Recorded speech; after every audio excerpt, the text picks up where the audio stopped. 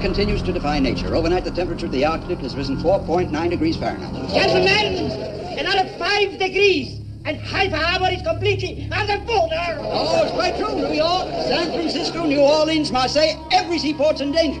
Who is doing this, and why, huh? It's the work of madmen. Oh, mad, insane. Oh, they're brilliant. They're demonstrating that they can control the weather. Turn wheat belts into deserts. Put icebergs in the Mediterranean. You control the weather and you control the world. What is it they want? Why haven't they contacted us? Oh, they will. But we're not going to wait for them. We've just had our first break. According to this dispatch I just received, our team of agents has them cornered at any second.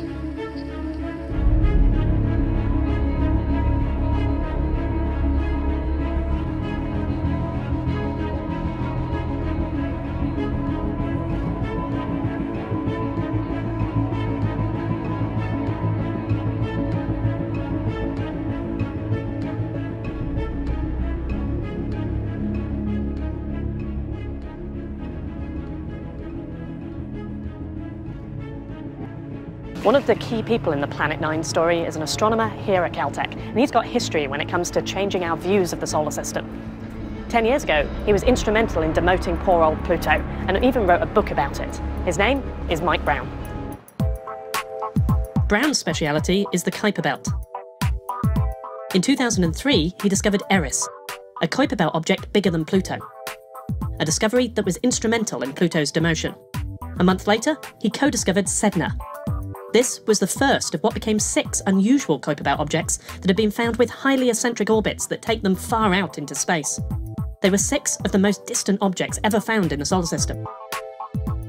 It was studying their orbits that led Brown to the idea that there might be another planet out there. So the story starts with the outer bits of the solar system, the Kuiper Belt. What we found is that the most distant objects that are part of the Kuiper Belt, so these ones that come into the Kuiper Belt but swing out really far, the very most distant ones, if you look at their orbits, all of their orbits are pointing off in one direction instead of being randomly distributed around the sky. So how tight is that alignment? The ones that we know for sure that are aligned are 6 objects, and they're aligned within about 107-degree swath of the sky. It's something like this. Yeah, okay. And it's not just the alignment in direction as well. The orbits have other things. Well, so first you see the alignment in the direction, and then you realize that these 6 very most distant objects are also all tilted in the same direction, downward and a little bit to the side. They're within about 7 degrees of being in the same skewed plane as of each other. And the combination of those two is what really shows you that there's something strange going on. Because you could get the 6 of them lined up just due to chance. It's about a 1% chance you would get it due to chance. And that 1%,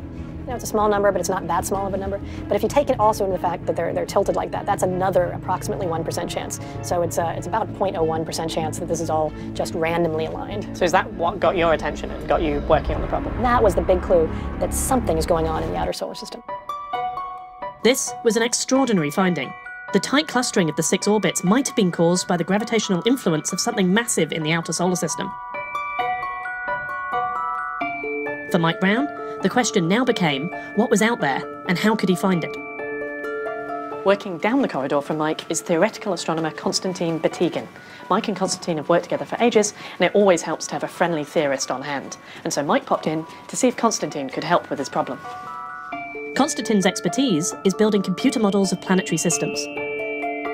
Hey, how's it going? Yeah, nice to see you. And so Mike challenged him to build a computer model of the solar system that would replicate the strange orbits of the 6 Kuiper Belt objects. When you started looking into this problem of these strange orbits, I know that a planet wasn't the first thing you considered. Indeed, yeah. What else could have caused this effect? We had a whole slew of explanations that we decided to look into first. Self-gravity of the Kuiper Belt, so the mass of the disk itself holding itself together in a coherent fashion. All the bodies pulling on each other, essentially. That's right, to create almost a fluid-like effect. As it turns out, the Kuiper Belt doesn't have enough material for this to be relevant. If it was 1,000 times more massive, that model would have some pull. We looked into whether or not a passing star could sort of perturb the structures and leave this long tail of orbits that we are now here to observe. Such encounters don't happen very often, and moreover, the alignment would go away over time, so this would have had to be recent. And there's no sign of a very nearby star that's just done this. That's right. So I think that's a very uncomfortable route to go. And so, with all of that out the way, you start to think about planets. We were careful to ensure that we're not chasing a red herring here, that this data is indeed real, the alignment is not some observational bias, it can't be a coincidence, all of that, before going down the path of introducing additional planets into the solar system.